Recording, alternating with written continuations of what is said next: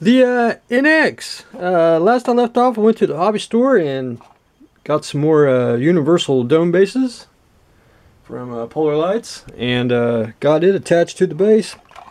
And the only thing I haven't put on is the little things for the intercoolers and the deflector dish, which that'll go on last after I get it painted. So after I got that on the base, I started working on the NX refit. Really a great kit. The only problem that I kind of had was just back here on the back, just really wouldn't snap down too good, and basically just need to knock off the locator pins and you get a better flush. But all in all, that is a slick looking model, and supposedly if it went year 5, this is what it would have looked like. The adventures of the refit of the Enterprise. I would have really digged it. One thing, this is an older kit, and this is a newer kit, and if you need to buy a 1/1000 scale NX, I would buy this kit.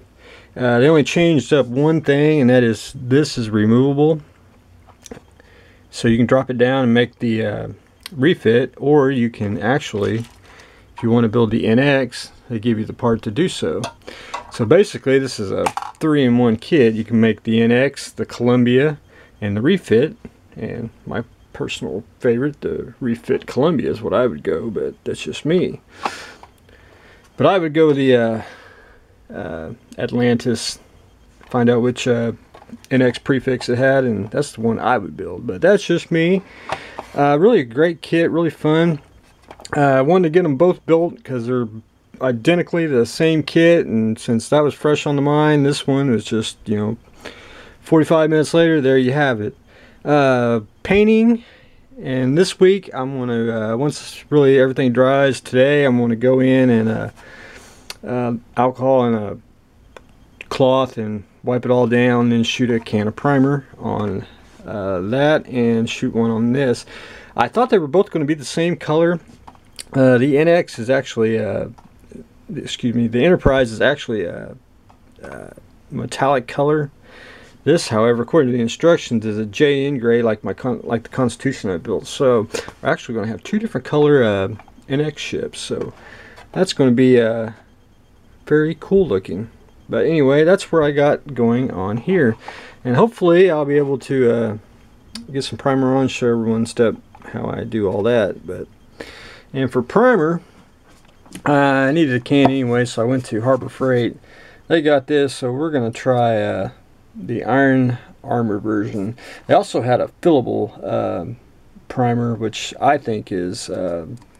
Surfacer in spray form is what I think it is. But I didn't buy any, but I probably will later on. Scope it out, see how it works. But we're going to try that on that, and then go ahead and paint them. Before I get to the D3, kind of go back to the Lola here for a little bit. ODG Studios is making a little base, what we want to call the Lola base. However, you'd be able to use this base for anything else too, but the Lola in particular. And to go with my vacuum form kit version of this, he came out with some smoke plumes for the hover version. And I only got one for a sample, but you'll be able to get the idea. They are cast and clear, and if you do it just right, they glow in the light. And you can do some really awesome work with this inks, and just stain it, and you have different colors, and let the light do its magic. But there you have it. Fits in just like so, and you'll get 4 of them, and the Lola will be hovering along its way. Very cool. The D.iiia. Last I left off, I did get the seat belts in. I actually got them super glued, folded over, and they're not straight up anymore. The I like to overlap the seat belts. It looks like more natural.